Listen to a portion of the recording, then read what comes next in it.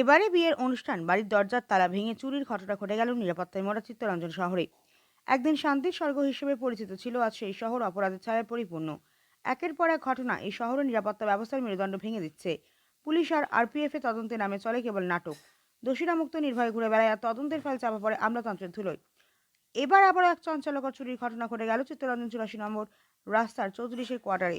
ঘটনার বিষয়ে জানা যায় যে সোমবার রাতের দিকে চিত্তরঞ্জনের 84 নম্বর রাস্তায় এক বিয়ে বাড়ি ছিল, যার বৌভাতের অনুষ্ঠান ছিল 85 নম্বর মাঠে, যেখানে রীতিমতো বিয়ের অনুষ্ঠানে লোকজনের ভিড়। আর সেই সুযোগে ঠিক রাত্রি 11টা নাগাদ 84 নম্বর রাস্তার 34 বন্ধ কোয়ার্টারে তালা ভেঙে কোয়ার্টারে রাখা কিছু জিনিসপত্র কিছু টাকা নিয়ে পালায় চোরের দল। পরিবারের লোকজন যখন বিয়ে বাড়ি থেকে খাবার খেয়ে বাড়ির দিকে যায়, তখন দেখে বাড়ির দরজা তালা ভাঙা এবং বাড়ির মধ্যে থাকা জিনিসপত্র এলোমেলো হয়ে আছে। তবে কিভাবে এত ভিড় ভাড়ের মধ্যে চুরির ঘটনা ঘটে গেল তা নিয়ে চিন্তিত এলাকাবাসী।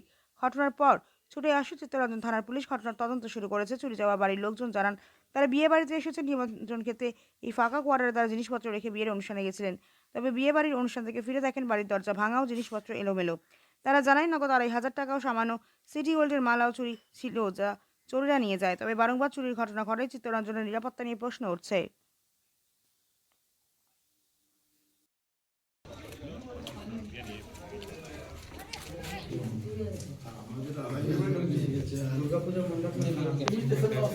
না না ও সিটি গোল্ড ও শুধু ইয়ে স্যার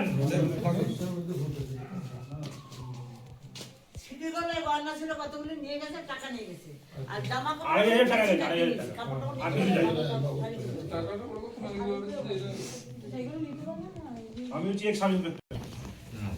এটা আমার সিট, এইটা আমার মামার সিট। হ্যাঁ, আর ভিতরে রঞ্জিত বাবু ছিল মন্ডল।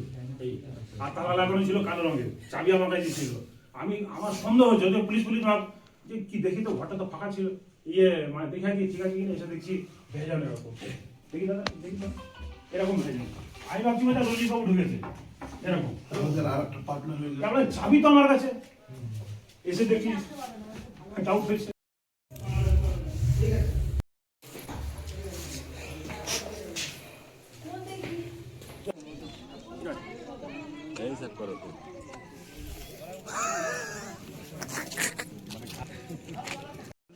ওই তো মানে 2,500 টাকা ছিল আমার।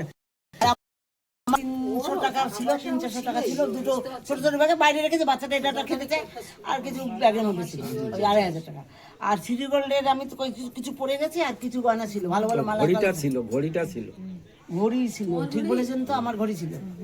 নিয়ে গেছে তা জানি নিয়ে না। গেছে কিনা জানি তো আপনারা এখানে মানে সবার জন্য ছিলেন নাকি? হ্যাঁ, দুদিন ধরে আমরা। দুদিন ধরে আমরা আজকে থেকে আমরা শুনছি। আচ্ছা, কালকে থেকে শুচ্ছেন? হ্যাঁ, কিরম বল? আচ্ছা, তা আপনার কত টাকা গেছে বললেন? 2,500। 2,500। বেশি জানি না। আর সিটি গোল্ডের গয়না আর ঘড়ি নিয়েছে কিনা দেখতে হচ্ছে, আমরা ধরতে না পারবো দেখে না। তো বলতে পারছি না হ্যাঁ। কোনটা নিয়েছে জামা কিনা কাপড় বা নিয়েছে, কি নিয়েছে। ভালো শাড়ি ছিল, নিয়েছে কিনা জানি না। মানে দরজা কিভাবে চুরি করেছে? এই দরজার তালা ভেঙে, দরজার তালা ভেঙে? দরজার তালা ভেঙে এবং তালাটাও নেই। তারপরে উনি এসেছিলেন, আমাদের একজন এসেছিলেন যিনি আছেন x police officer West Bengal government, উনি এসে দিকে দেখেন যে তালাটা, দরজাটা এইরকম ভেঙে। হ্যাঁ, না সেই তালাটা নেই, সেটা একটু কালো। এইরকম আইডাব্লিউর মানে পলকা আচ্ছা। পলকা জিনিস। তালা নেই। এখন তখনই কি কি উনি গেছে আপনার বুঝতে পারছি না। শাড়ি টাড়ি দরজাটা ছিল, খুলে দেখছেন যে এই অবস্থা। শাড়ি টাড়ি ছিল। তারপরে উনি চিৎকার চেঁচামেচি করে লোকজন ডাকবেন, আমরা আসলাম।